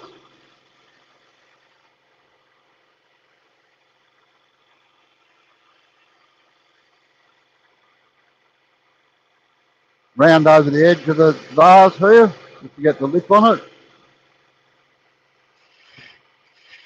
Then start forming the half cove in there, if you want to call it that, so as we get the vase in properly. I'll take that out with a skew chisel later, but I've got to make sure I just leave a bit down there so that I can get the clearance for the skew to get in there properly. Right, form our cove here.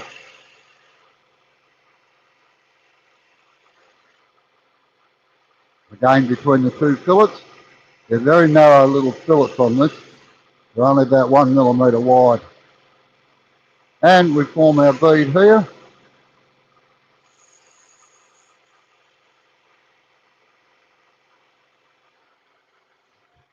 Now, I'm not sure if you can see it in the camera or not, but you'll notice that that's burning just a little bit.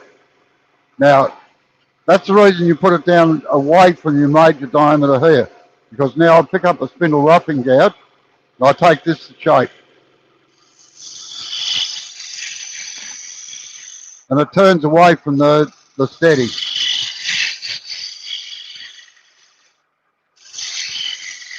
I rough shape this with a spindle roughing gouge.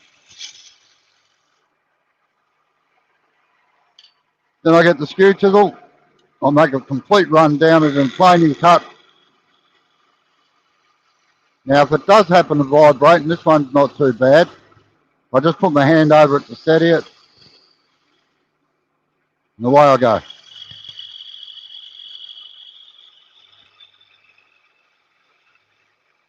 Bring that down in there to bring it up to the bead, nice and tight and smooth. Check that the tape is an even taper. We've got a bit of a lump in here.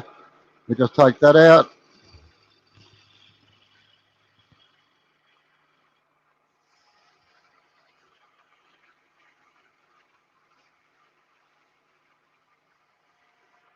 And we finish forming the vase with the skew chisel.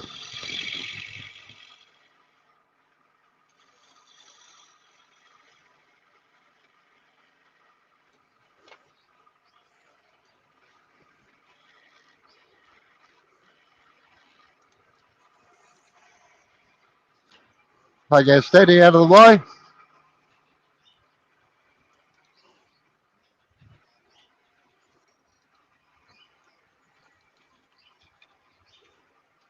And start sanding with 120 grit paper just to remove any fluffy bits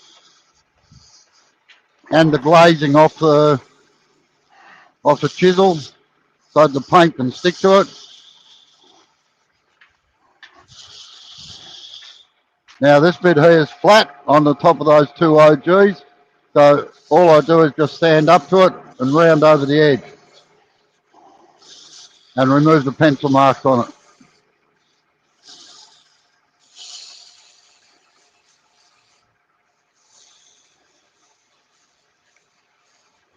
And you always work up to the fillet from on the flat so you don't round over the fillet, particularly when they're as skinny as what these are.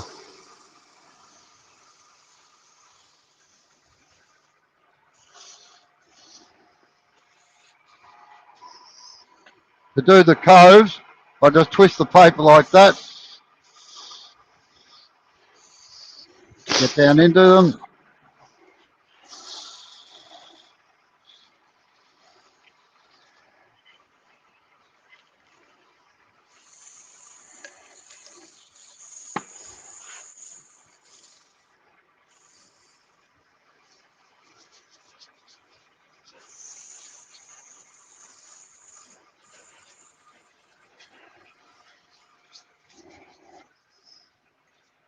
then finish off sanding with 180 grit. I don't go any further than 180 on these because they're being painted, as I said before.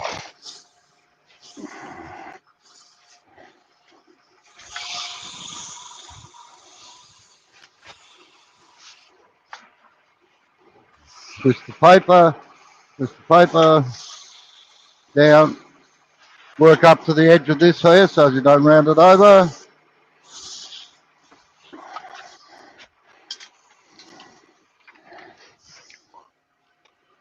Turn the light off and just sand off the little fluffy bits that are in the corner here.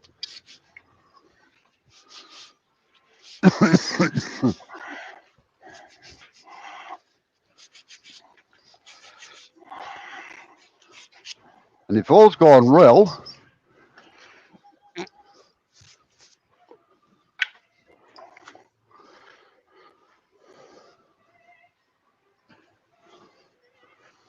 they should match.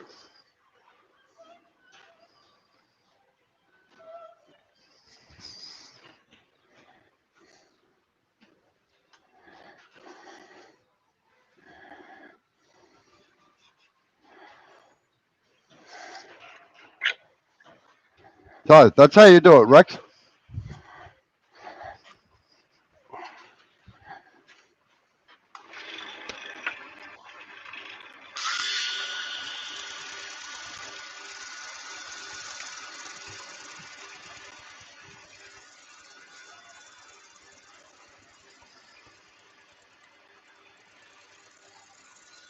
Rinse and repeat.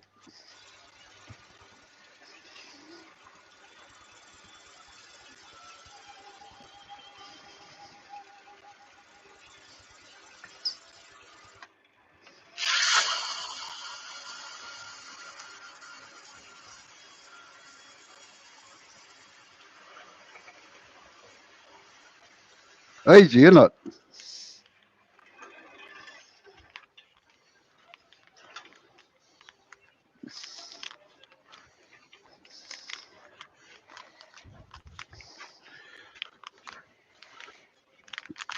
Oh, Robbo, I'm going to love you and leave you.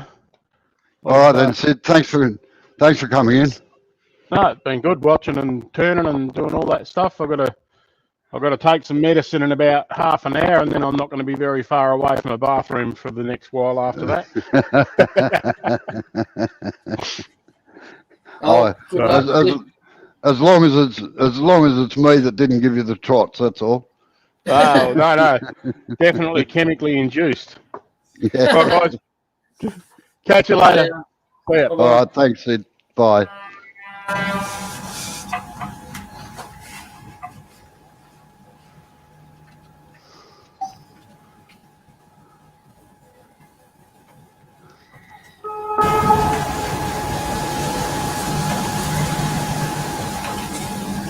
No worries, Rex.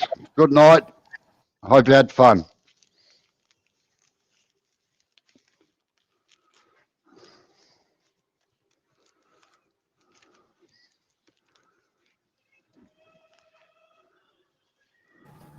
See you later, Rex. See you later, Axel. Sorry, I didn't see you disappearing up there.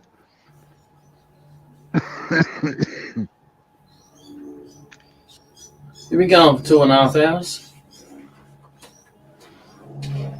Yeah.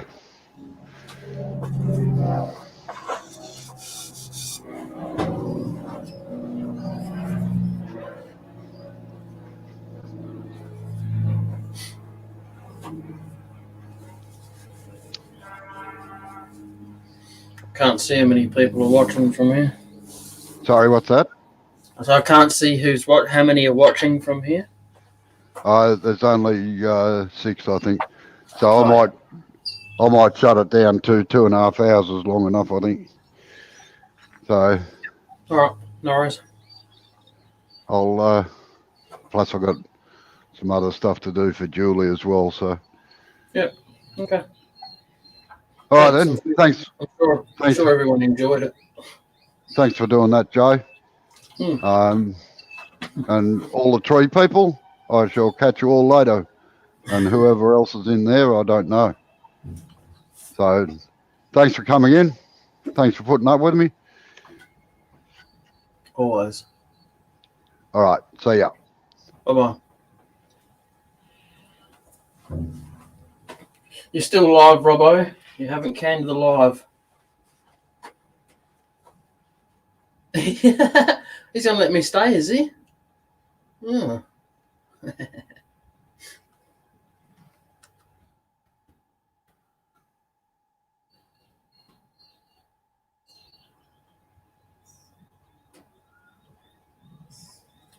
My mouse doesn't work, so I can't go and send him a message and say, you've left the live on.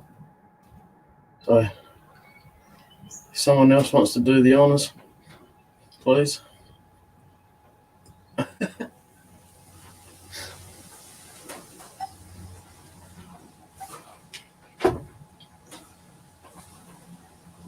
mean, don't get me wrong, I don't mind staying. Don't bother me.